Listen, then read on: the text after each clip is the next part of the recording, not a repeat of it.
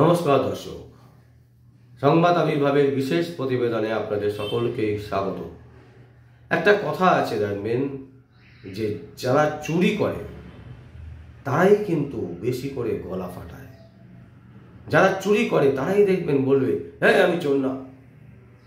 ঠিক সেই রকম দেখবেন যে কেউ একজন হয়তো তার ইচ্ছে মতন তিনি একটা কিছু বলে ফেললেন, যে ঠাকুর ঘরে খেলে ঠাকুর ঘরে কে, যে চোর সে বলবে কই আমি তো কলা খাইনি।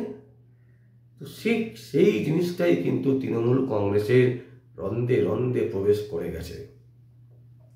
যে আশঙ্কাটা করেছিল ইডি আধিকারিকেরা, সেই আশঙ্কাই কিন্তু সত্যি হয়েছে।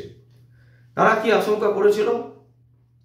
তারা আশঙ্কা করেছিল এটাই, যে যখনই কাউকে গ্রেপ্তার করা হচ্ছে এবং তার যে ডিটেলস সেগুলি যখনই প্রকাশ করা হচ্ছে, মানে যে সমস্ত সাক্ষীদের নাম তার বিরুদ্ধে আছে, সেই সাক্ষীগুলোর নাম যখনই তারা রিটেন আকারে প্রকাশ করছে, সেই সাক্ষীদেরকে গিয়ে গিয়ে তৃণমূল কংগ্রেসের যারা গুন্ডা বাহিনী আছেন তারা রীতিমতো ভয় দেখাচ্ছেন, সাক্ষী দিতে বারণ করছেন এবং সাক্ষী দিলে তাদের এই দুনিয়া থেকে চলে যেতে হবে, এই ধরনের কথাও কিন্তু শোনা যাচ্ছে। এবং ইডি আধিকারিকরা এই আশঙ্কায় কিন্তু করেছিলেন এবং কোর্টে তারা কিন্তু এটা দাবি করেছিলেন যে তৃণমূল কংগ্রেস থেকে কিন্তু এইভাবে মানুষকে যারা সাক্ষী দিতে চাইছেন তাদেরকে প্রভাবিত করা হচ্ছে। কোর্টে বিচারালয়ে একেবারে ইডি আধিকারিকরা তারা একটি মামলাতে রীতিমতো এই ধরনের যে নোংরা কাজ হচ্ছে সেই নোংরা কাজের উদাহরণ সমেত ডকুমেন্ট জমা করেছে। শঙ্কর আড্ডর ঘনিষ্ঠ বিশ্বজিৎ দাস, আপনারা জানেন এই কয়েকদিন আগে বিশ্বজিৎ দাসকে গ্রেপ্তার করেছে বাংলাদেশ থেকে, তাকে ডাকিয়ে আনা হয়েছিল বিজনেসের প্রলোভন দেখিয়ে, এবং সেই বিজনেসের প্রলোভন দেখিয়ে তিনি যখন কলকাতায় প্রবেশ করেন, শঙ্কর আড্ডর একদম কাছের লোক, ঘনিষ্ঠ লোক, তৃণমূল কংগ্রেসের একজন বড় মাথা, বলা যেতে পারে ফাইন্যান্সার তৃণমূল কংগ্রেসের। কারণ রেশন কেলেঙ্কারির যে টাকা 20,000 কোটি টাকার যে দুর্নীতি হয়েছে, তার থেকে 10,000 কোটি টাকা এই ভদ্রলোকের মাধ্যমে এক অ্যাকাউন্ট থেকে আরেক অ্যাকাউন্টে ট্রান্সফার হয়েছে। এই যে ব্যক্তি বিশ্বজিৎ দাস, ইনি যখন গ্রেপ্তার হন তখন ইডি আধিকারিকদেরকে কিন্তু তিনি কিছু নাম বলেছিলেন এবং সেই নামগুলো ধরে ধরে ইডি আধিকারিকরা আদালতে পেশ করেছিলেন এবং সেই নামগুলো সেখানে প্রকাশিত করেছিলেন যে এরা সাক্ষী দিতে চান, এদের কাছ থেকে সাক্ষী পাওয়া যেতে পারে। এবং তারপরেই দেখা যাচ্ছে যে তাদেরকে রীতিমতো তৃণমূল কংগ্রেসের গুন্ডা বাহিনী সেই সমস্ত সাক্ষীদেরকে গিয়ে প্রভাবিত করছেন এবং জীবন চলে যাওয়ার যে বক্তব্য, মানে মেরে ফেলার যে বক্তব্য, সেই বক্তব্য করতেও কিন্তু এনারা পিছু হাঁটছেন না।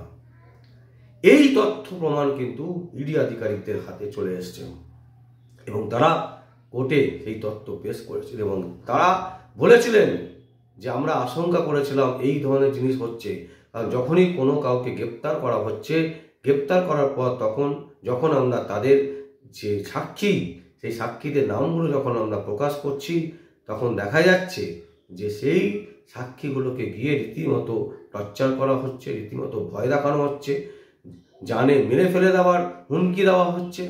এই ধরনের প্রবণতা কিন্তু পশ্চিমবঙ্গে মারাত্মকভাবে, এবং যেটা তৃণমূল কংগ্রেস দিনের পর দিন করছেন। এবং সেই কারণে এই বিশ্বজিৎ দাসের একটা পার্ট, দুটো সাক্ষীর লিস্ট ছিল, তার একটা পার্ট তারা প্রকাশ করেছিল, একটা পার্ট অন্তরালে রেখে দিয়েছিল, লুকিয়ে রেখেছিল, যাতে সেটা কেউ জানতে না পারে। কারণ প্রমাণ পেতে হবে তো, এবং সেই প্রমাণ কিন্তু ইডি আধিকারিকদের হাতে চলে আসছে। তারা দেখতে পেয়েছে যে নামগুলো তারা প্রকাশ করেছে, সেই নামগুলো ধরে ধরে তাদের বাড়িতে তাদেরকে রীতিমতো হুমকি দিচ্ছে তৃণমূল কংগ্রেসের লোকেরা। তৃণমূল কংগ্রেসের গুন্ডা বাহিনী তাদেরকে হুমকি দিচ্ছে যে তারা যাতে সাক্ষী ঠিকঠাক করে না দেয়। দর্শক, এই হচ্ছে বর্তমান তৃণমূল কংগ্রেস। আপনারা যাকে দেখে ভোট দিয়েছিলেন, সেই মমতা ব্যানার্জি, মাননীয় মুখ্যমন্ত্রী মমতা ব্যানার্জি, একটা সময় আপনারা দেখেছিলেন যে তাকে বলা হতো সততার প্রতীক। এখন কিন্তু তারা নিজেরাই সেই সততার প্রতীকটা লেখেন না। বলুন তো দর্শক, আপনারা কেউ বারণ করেছিলেন যে মমতা ব্যানার্জির এই সততার প্রতীকটা তুলে দিতে হবে? বুকে হাত দিয়ে বলুন, কোনো দর্শক বন্ধু যারা আমাদের চ্যানেল দেখছেন তারা কেউ কখনো বলেছিলেন তৃণমূল কংগ্রেসের কোনো পার্টি অফিসে গিয়ে বা তৃণমূল কংগ্রেসের কোনো নেতা নেত্রীকে গিয়ে যে মমতা ব্যানার্জির সততার প্রতীকটা তুলে দিতে হবে? কেউ কিন্তু আমরা বলিনি। কিন্তু তারপরেও আমরা কিন্তু যে হোর্ডিংগুলো দেখি সেখানে সততার কথাটা লিখতে তারা চান না, লেখেন না। তার কারণ কি? তারা জানেন যে বাংলার মানুষ জেনে গেছে যে মমতা ব্যানার্জি আর যাই হোক সৎ নন। আর আজকে আমরা যে ঘটনা তুলে ধরলাম এটা সাংঘাতিকভাবে বিস্ফোরক, যেটা একটা সময় বিহারে ফিয়ারে হতো, যেখানে মানুষের জীবন বলে যে জীবনের কোনো মূল্য ছিল না, মানুষের জীবন মানে ছেলে খেলা। আজকে পশ্চিমবঙ্গে এই পরিস্থিতির জায়গায় কিন্তু দাঁড়িয়ে আছে যে পরিস্থিতি একটা সময় বিহারে ছিল। বিহারও কিন্তু পরিবর্তন হয়ে গেছে, বহু জায়গায় অনেক পরিবর্তন হয়েছে, সেখানে মানুষ ভালোভাবে বাঁচে, অক্সিজেন নেয়। কিন্তু পশ্চিমবঙ্গের মানুষ দিন দিন তিলে তিলে প্রত্যেকটা দিন মৃত্যুর সাথে লড়াই করছে। এবং সেটাই কিন্তু ইডি আধিকারিকরা আশঙ্কা করেছিলেন যে এইভাবে যারা সাক্ষীদেরকে ভয় দেখাচ্ছেন, তাহলে ভাবুন যে মামলাটা কোর্টে চলছে, সেই মামলার সাক্ষীদেরকে গিয়ে রীতিমতো ভয় দেখানো হচ্ছে, জীবনে মেরে ফেলে দেওয়ার হুমকি দেওয়া হচ্ছে। তারা যাতে সাক্ষী ঠিকঠাক না দেয় তার জন্য প্রভাবিত করা হচ্ছে।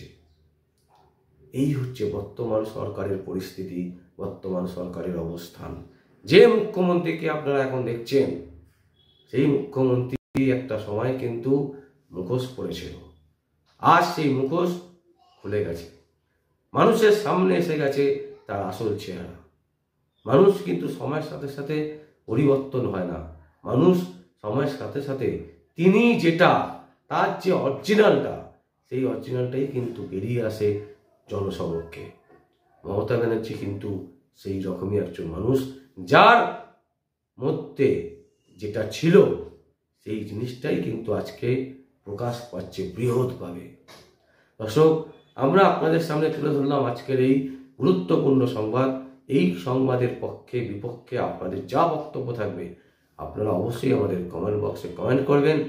আর দেখতে থাকুন পরবর্তী সংবাদ আবির্ভাবে। আমার নাম বিশ্বজিৎ পাল, সংবাদ আবির্ভাবের জন্য।